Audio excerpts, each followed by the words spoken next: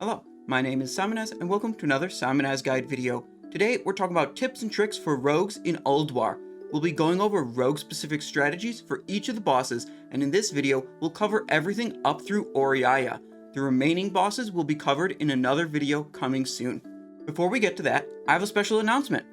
I now have a VOD channel here on YouTube where you can see all of my Ulduar raids uncut and unedited, so be sure to check that out.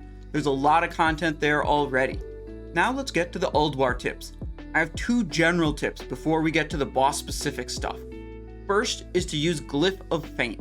This makes your feint ability cost no energy, so you can spam it as often as you like. Each cast of feint gives a chance to trigger your main hand, poison, and enchant, so it adds a fair bit of damage.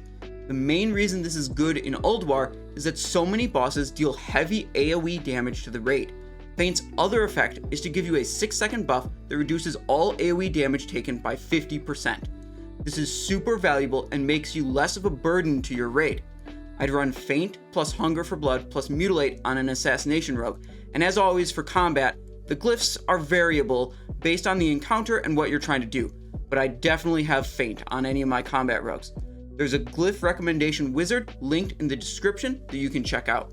My second tip is to bring Drums of the Wild, Drums of Forgotten Kings, and Rune Scroll of Fortitude to all of your raids, especially 10-man raids.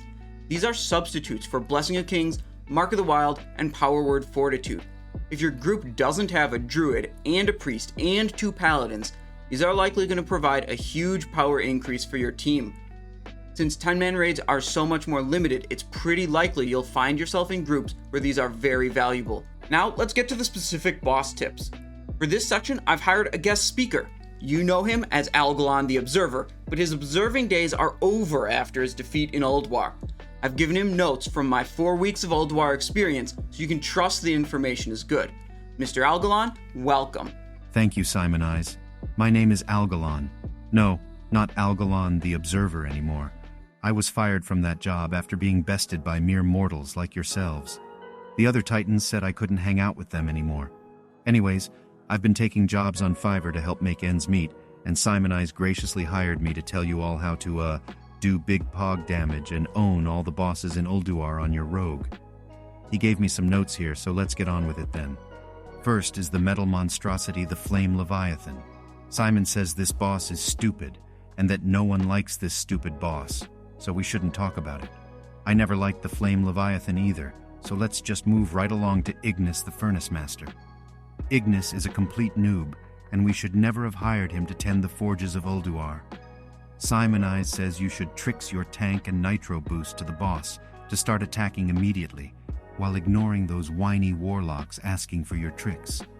Apparently, if you try to trix one of those warlocks while they are inside the slag pot, it will bug out the tricks of the trait ability and make it unusable until you either die or log out. Is that for real? Ignis is such an idiot, we should have fired him a long time ago. Moving on to Razorscale, Simon has 2 tips for this boss. The first tip is to monitor the timer for the final turret. Stop attacking about 45 seconds before the final turret is ready, so that all your trinkets are ready to trigger as soon as Razorscale lands. Let other people in your raid finish the evil dwarves. This will help with applying enough damage to ensure you do not get a second air phase. The second tip is the most important one. You're going to want to time your Vanish ability about 0.3 seconds before Wing Buffet finishes casting. Be sure to look for the cast bar. If you do this right, you won't be knocked away from the boss and will be able to continue dealing damage. Okay, that is just ridiculous. Simon can vanish the Wing Buffet reliably, but my hardcore level 40 rogue died because Vanish didn't work trying to get away from a crocolisk. This game is so dumb. Anyways, the XT Deconstructor is next. Hard mode for this boss is enabled by destroying the heart before it is reintegrated back into the Deconstructor unit. While the heart is exposed, it takes double damage from everything, so Simon says this is a great time to use all your cooldown abilities like Killing Spree or Cold Blood because they get double value. However, most raids will prefer you use them after the heart is killed, so that you can minimize the time spent with the Deconstructor's enhanced combat capabilities with hard mode activated. If you receive a gravity bomb debuff, you can use the Cloak of Shadows to remove it. you will still generate a void zone, so you should run away and then use cloak and then return to the boss. Take that, stupid rogues. That is Titan technology at its finest. You can't just completely ignore the mighty gravity bomb.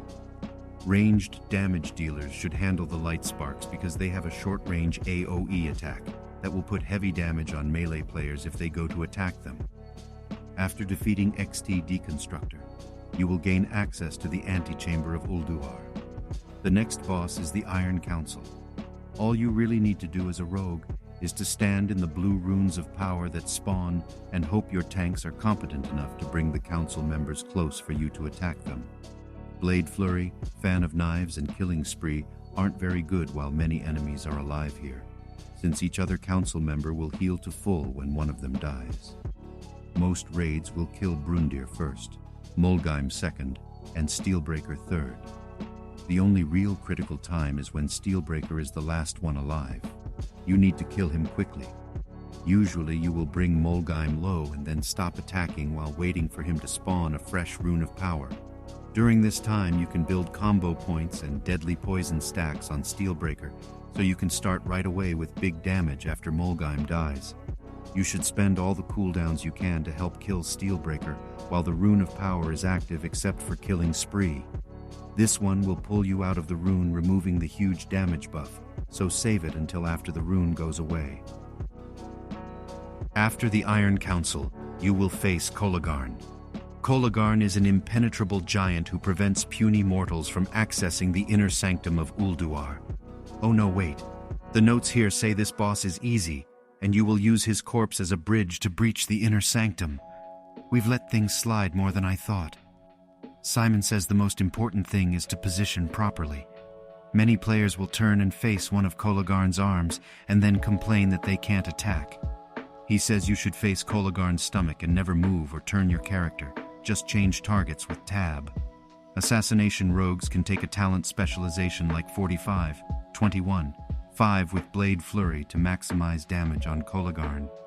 Combat rogues should alter their ability usage and maintain Slice and Dice using 1-point finishing moves and spend all the rest of their energy on Fan of Knives as long as any of Kologarn's arms are active for maximum damage. Simon says that combat rogues can get bent because Killing Spree apparently doesn't work at all on Kologarn, so just don't even cast it. Apparently Kologarn was not fit for his role in Ulduar. Maybe we should have just re-originated Kologarn ourselves. Auriaya, the crazy cat lady, is next. You should use the same strategy of Blade Flurry talent specialization for assassination and Fan of Knives usage as combat, as long as at least one of the cats are alive. Vanish, Killing Spree, Human Racial, Undead Racial, as well as industrial-grade noise-canceling headphones can be used to negate the terrifying Scream ability and continue attacking Auriaya unmolested. You should absolutely use these abilities to negate every cast of Scream. Continuing attacking instead of running away in fear from her horrendous voice results in the most damage gained for you. We didn't even hire Auriaya. She just kind of showed up and was being difficult, so we let her stay. Please make her leave. With Auriaya finally defeated, thank you by the way, you will come to the Titan Keepers of Ulduar, Hodir, Thorim, Freya, and Mimiron. What's that? No, I don't know what you are talking about. Norse mythology. These are original names and definitely not derivative.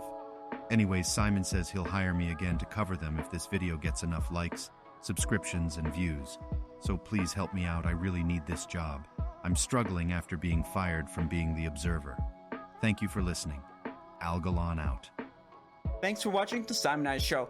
If you haven't already, be sure to hit that subscribe button. Can't wait for more sweet videos? Links are on screen that you can watch right now. Be sure to join the Discord server and pop by on Twitch to catch me live. Links to both are in the video description. Thank you for watching and have a great day.